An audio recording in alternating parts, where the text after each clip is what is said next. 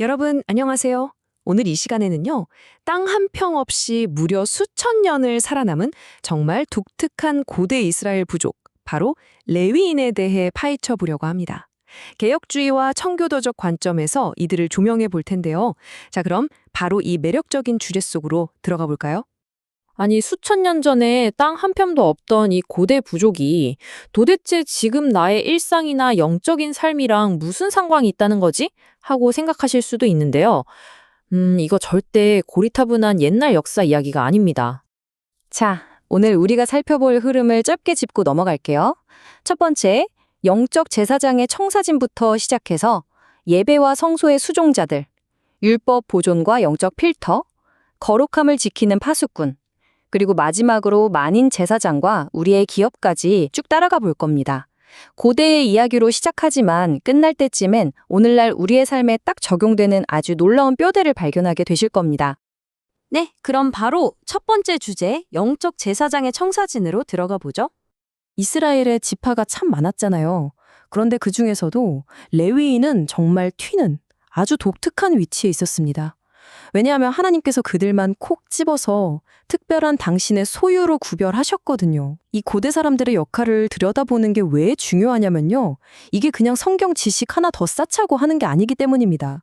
사실 이건 지금 현대를 살아가는 우리가 바로 영적 제사장으로서 도대체 어떤 정체성을 가져야 하는지 보여주는 아주 완벽한 청사진이거든요. 과거랑 현재를 이어주는 엄청난 다리인 셈이죠.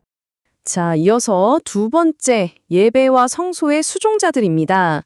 레위인들이 했던 가장 기본적이고 직접적인 일은요, 하나님의 임재가 머무는 그 성막을 관리하는 거였습니다.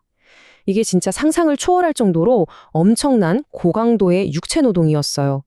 광야에서 계속 이동을 해야 했잖아요. 그때 레위 지파의 세 가문, 그러니까 게르손, 고핫, 무라리 자손이 역할을 아주 엄격하게 나눴습니다. 무거운 널판이랑 기둥부터 시작해서 섬세한 휘장, 그리고 성소 안에 있는 각종 기구들까지 다 세밀하게 나눠서 직접 어깨에 메고 날랐거든요. 하나님의 임재를 모시고 이동한다는 건 정말이지 고도로 조직화된 엄청난 사역이었던 겁니다. 물론 무거운 거 메고 땀 흘리는 것만 한 건 아니고요. 아론의 자손인 제사장들이 제사를 지낼 때 그 옆에서 제물 잡는 거 돕고 기구 닦고 성전들을 깨끗하게 유지하는 아주 세심한 일들도 다 이들의 몫이었습니다. 그리고 여기서 진짜 중요한 영적인 포인트가 하나 나오는데요. 나중에 다윗 시대가 되면서 성막이 한 곳에 자리를 잡게 되잖아요. 이때 이 레위인들에게 찬양 사역이라는 아주 결정적인 임무가 주어집니다. 악기를 연주하고 목소리를 높여서 찬양하는 이 질서. 네, 바로 이게 훗날 청교도들이 예배에서 찬송의 영적 질서를 그토록 중요하게 생각했던 아주 핵심적인 뿌리가 되는 겁니다. 자, 그럼 여기서 질문 하나 드려볼까요? 그렇다면 오늘날 정신없이 돌아가는 여러분의 일상 속에서 성소를 관리한다는 건 대체 어떤 모습일까요? 이 고대의 철저한 육체 노동이 지금 나의 삶, 그리고 나의 예배를 가꿔 나가는데 어떤 통찰을 주는지 잠깐 멈춰서 생각해 보셨으면 좋겠습니다.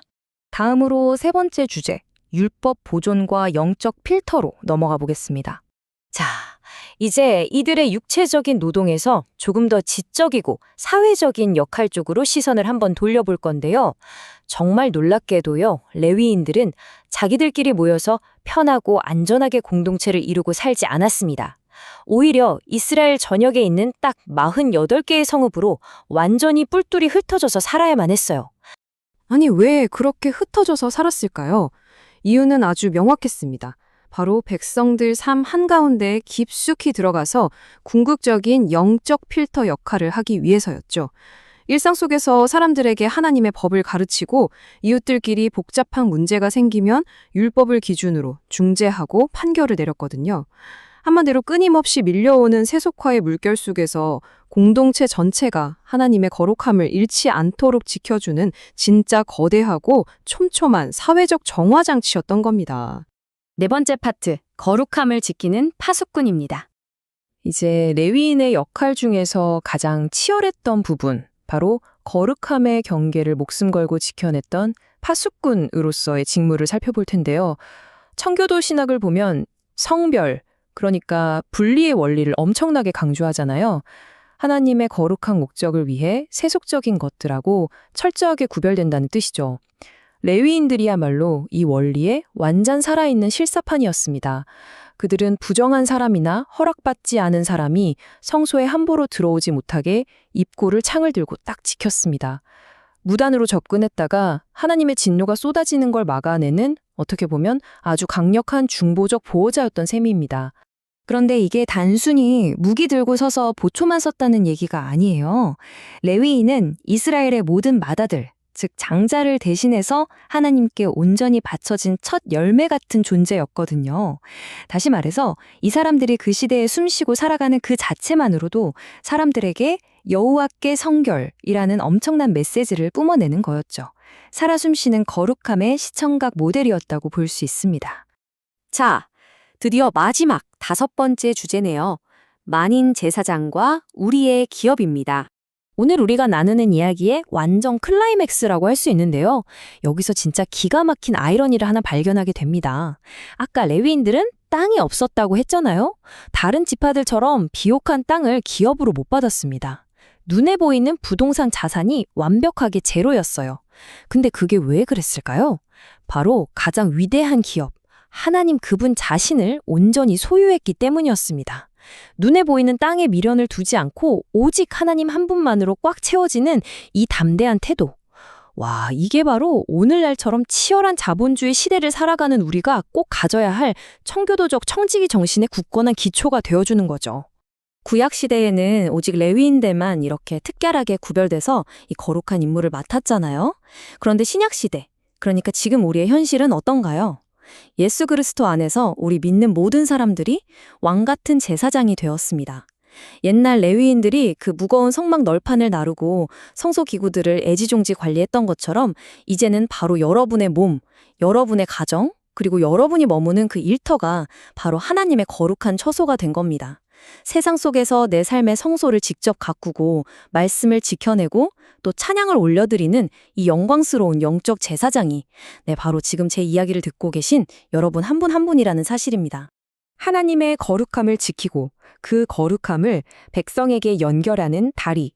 이 표현 정말 멋지지 않나요? 이게 고대 레위인들이 왜 존재했고 무슨 일을 했는지를 가장 깔끔하고 완벽하게 요약해주는 강력한 은유입니다. 그들은 하나님과 세상을 이어주는 정말 거룩하고 튼튼한 통로였던 거죠. 자, 그럼 이제 이 놀라운 고대의 청사진을 진짜 우리 현실로 한번 가져와 볼까요?